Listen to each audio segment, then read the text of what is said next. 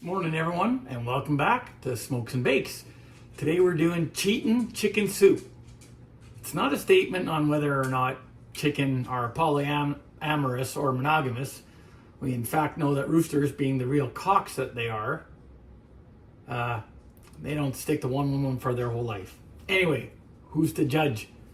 Cheatin' chicken soup. I call it that because I'm cheating. My wife's Baba used to do the whole chicken raw, boiling it in a pot, carrots, celery, onions, dill, garlic, that sort of thing. And I'm making a sort of a speedier version. That just helps it make a real friggin' awesome bowl of soup a little bit faster. So what I start with is getting a nice big soup pot, nice and hot. And then first step we're gonna do is, you see that bowl? Sometimes called a mirepoix, some fancy French word for a bunch of chopped up little vegetables that make a good soup flavor base. It's probably not the exact definition, but what the hell. So you get it nice and hot. Within there is onions, celery, carrots, and a pepper. I do of course put garlic in there. To not do so would be a mortal sin. But I use chopped garlic, and I only put it in the end after I've sweat the vegetables for a little while, because garlic can tend to burn and get a bit bitter in the process. This is a cheating step. Chopped garlic already, packed in oil, and so it adds a little bit more flavor, and that's how I like this. So then you take your high-end olive oil and pour it into your preheated pot. Always preheat your goddamn cookware first. If you want a steak with no color and no sear, or if you want to wait for a couple minutes for your oil to heat up, yeah, be my guest. But to make it quicker and a better way to cook, let it heat up. Give it like 5 minutes. And my soup pot, I've kind of got it on medium, and I'm going to start with a good measure of olive oil. Blurp. It's all going to get soaked up by those veggies anyway. And you give it a minute, and I'm not going to move the camera, but once you can start to smell it, and once you can see it start to react to the hot pan, that's when you're going to throw your vegetables in, and you're going to know that it's the right time, because you're going to hear that sizzle? That's how you know you let it warm up long enough. For meat, cast iron or stainless pans, I would let it warm up even longer. But you're not gonna cook these completely through. You're just gonna sweat them. Fancy bullshit term for watching them sweat. Letting them soften a little bit, get a little bit of color. So it adds to the cooking time, or takes away from the cooking time rather, and it adds to the flavor of the vegetables. And if you want plain soup, don't season them. Me, I'm gonna do a few grinds of, I put coarse pepper, or rather coarse salt, and grind it a bit fresher. I use coarse sea salt. Kosher salt would be fine too. And I, grind for like 15 or 20 turns. You'll be surprised at how much of that, it doesn't come out over salted. So much of that gets used up. And then for pepper, about the same thing. Because I like a good peppery soup. Not in terms of spice, just plain old black pepper. But not overpowering in the flavor too. But you want to notice it when you take a spoonful. And then you stir it up a little bit with whatever the hell you want to use. I keep, the entire time actually during this cooking process, I keep the pot open. I don't really know why. It's just the way I've always done it. I think it helps, and you can Google this if you want. I'm not gonna. I think it helps with not reducing the liquid too much. It could be science, I don't know. I didn't take chemistry in high school. But yeah, so we're gonna give those vegetables a few minutes to sweat. 5 minutes. They're not gonna be mushy. There's still gonna be a bit of crunch to them, a bit of substance. But you can check to make sure if a fork passes through with just a bit of force, then you're good. In the meantime, I'm going to show you some of my other ingredients. And sorry, the camera work is awful. Whoopie doopie. So there's a pot of veggies. The carcass, that's going to come into play later. The cut up chicken breast. And I put the wings and the legs and thighs in a bowl because that's going to be my lunch later. Just that meat, it's going to be awesome. Good chicken soup. Sorry about this. A good chicken soup is as much about the veggies and the broth as it is the meat. You're wanting to get a little bit of everything in one bite. Okay, so the vegetables have been sweating for a few minutes, and then I'm just going to add, I don't know, about a teaspoon of garlic. Again, that's the chopped stuff that's packed in oil. Stir that around a little bit and give that about a minute before I start, oh, what the hell, I'll add my bay leaves in now. 2 bay leaves. My dad put them in almost everything that he made. Spaghetti sauce, all different kinds of soup. Let the leaves warm up a little bit. You can actually just kind of bruise them a little bit with a spoon or whatever as they're heating and getting the warmth of the pan, just to get that flavor out into the vegetables before you add the stock. Okay, the bay leaves are in there, the garlic's in there, again about a teaspoon of garlic. Let them warm up a little bit. And I am going to take half of a fresh garden tomato from some good friends of ours. And I'm not chopping up the small pieces because I don't want it so much as a part of your spoon as a bite. But I want it for the flavor. It's going to give some acidity to the broth. And so it's going to taste really good. And you can just stir that around for a little bit. I'm going to take them out after it simmers for a while. And then I chopped up all that breast meat, saving the dark meat for lunch, because that's what I like. Get that right there in the pot. And then I'm going to add 2 cartons of chicken broth. If you want to use low sodium, because you don't like your soup to taste good, by all means go ahead. No name brand, Campbell's, it doesn't matter. It's all going to taste good. But at least 2 of these, because the stock will reduce a little bit. And if you want to use water so that your soup tastes like water, go ahead. I have a few other things in here that I'm going to put in. I don't really put much for herbs other than the 2 bay leaves. And again, bay leaves are just essential pretty much for making any kind of soup. Well, one thing that I put in when I'm making it just for me is the carcass. My wife doesn't like it. So I put the whole carcass in there because it's got all the skin and all the schmaltz and all the good stuff that makes it taste good. Pull it out, pull all the bones out after. But you let it get in there and crank it up to high. And then it's just going to simmer for a little while. When you're using water and maybe a little bit of bouillon, you're going to want to let it simmer for a hell of a lot longer. With stock, that's another reason why I call it cheating chicken. You're getting flavor, or cheating chicken soup rather. You're getting flavor and you're reducing the cooking time by a lot. So really the last thing that is left to go in there is dill weed. I don't have any fresh. If I would, of course, I'd use that. But with dill weed and a lot of herbs in particular, I just put it in the last 5 minutes or so, because you don't want to totally cook it. You just kind of want it to warm up, and you want that taste to be strong when you have your first spoonful.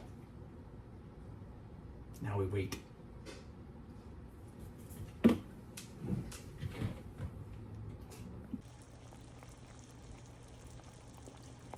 And just taking a quick second to show you while it's simmering away at about the speed you want it to boil at, kind of like a rolling boil.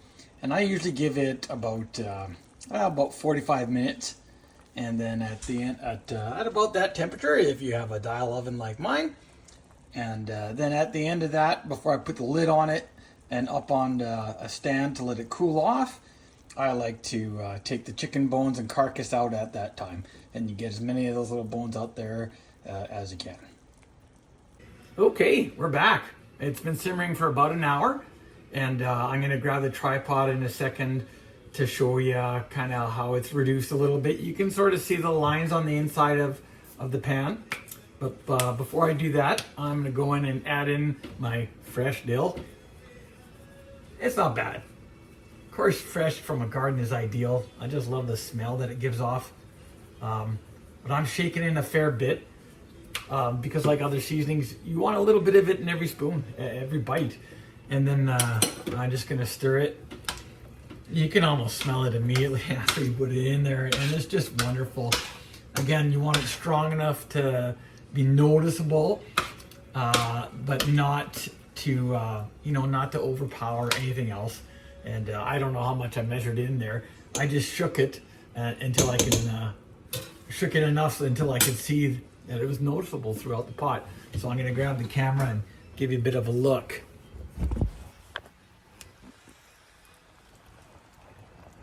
You can kind of see the line, oh, I love the steam, on how it's reduced in the pot. And then you can kind of see all the dill floating around there. And you can also see that the chicken, a lot of the carcass has separated across in pieces. And so once I put you guys back up on the stand, get it? Cop joke. I'm gonna go about picking out all the bones. And you don't need to see all that. Not that it's gross or anything. But to do that, I like to have a colander and a second bowl nearby. So you'll catch anything that you do need inside the bowl. And the bones themselves, you can get right out in the colander.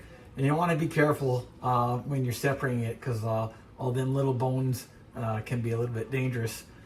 So we're going to go about doing that now. Okay, so I don't know if you can see, I tried to shift the camera a little bit. You can see the pot of soup there, and I've got my colander or strainer, I don't know where a colander word comes from anyway, inside my bowl, and then I'm going to use a set of tongs to pick out the bones. You're not burning your hands. You're grabbing as many of the big pieces of the carcass and the bones that you can see, putting them in the bowl, and instead of pouring the entire pot into the bowl, you're worrying less about spillage or wasting anything or making a mess, which is nice. Okay, so I tried to move it a little bit back. Sorry that I'm cutting off part of my beautiful face and my awesome hair, but you'll be able to see me and you'll be able to get the gist of what I'm doing. I'll just demonstrate it a little bit. But before I do that, I wanted to mention that with this Cheatin' Chicken soup, one of the keys is getting a pre-cooked rotisserie chicken.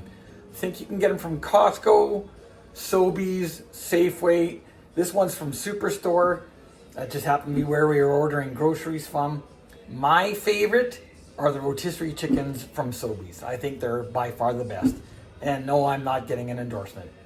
Not yet anyway. But they just tend to be the tastiest.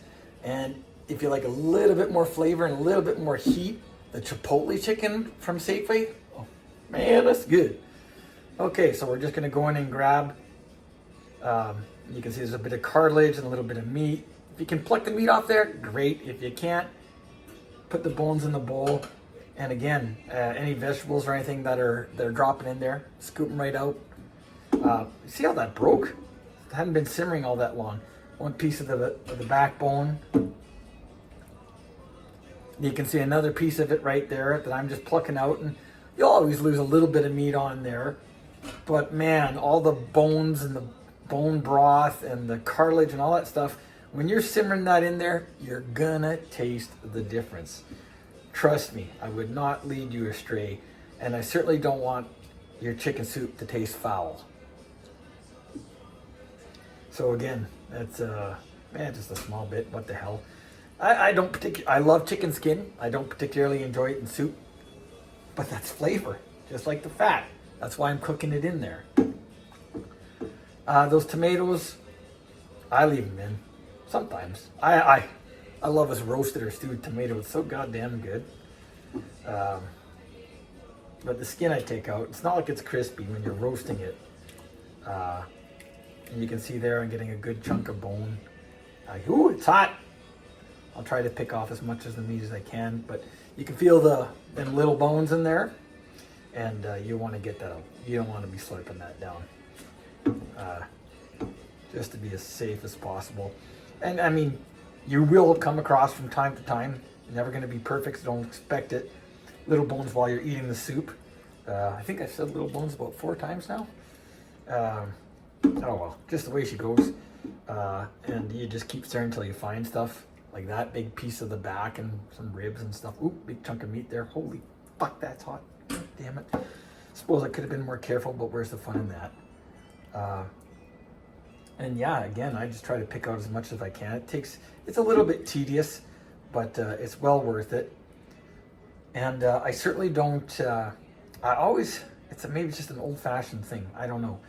But I always let the pot of soup cool down to room temperature, like on a wire rack. Yeah, I can't get it the way I'm standing and stuff. Oh, look, some more bones. There we go. Fishing for bones. I let it cool on the wire rack until it's ready to go in the fridge. And I leave it all in its original pot. There's flavor in there as it sits, as it cools, as it congeals. And then skimming fat, fuck, who cares? I don't worry about that. It's chicken soup, for Christ's sakes. How fat can it be? And if I just offended any religious people, I'm sorry. You're going to have to get over it. No offense intended. But yeah, and then, oh, there's another piece of skin. And there's another piece of skin. Get back in there, carrot. But you just got this, I mean, it's a cool fall day out. It's sunny now. There's not a whole heck of a lot better to do with your day when it comes to cooking and than making a good pot of soup.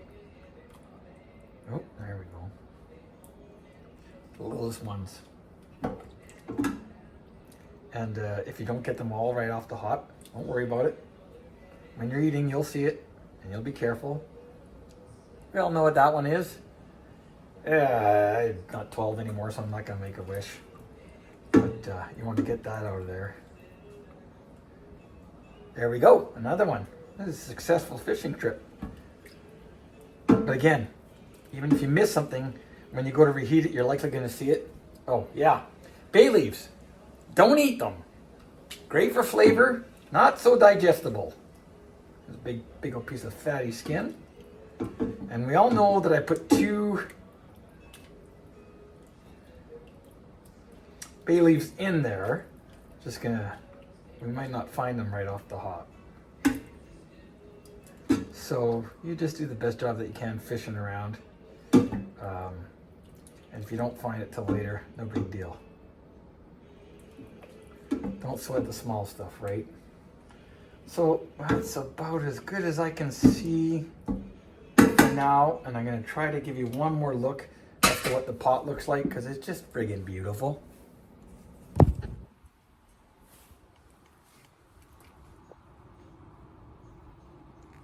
That's gonna be great.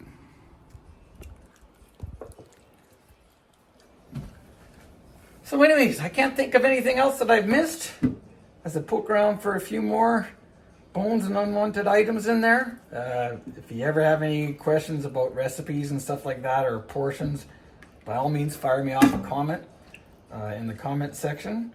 There we go. On another one. And yeah, make a pot of soup today. It'll be good.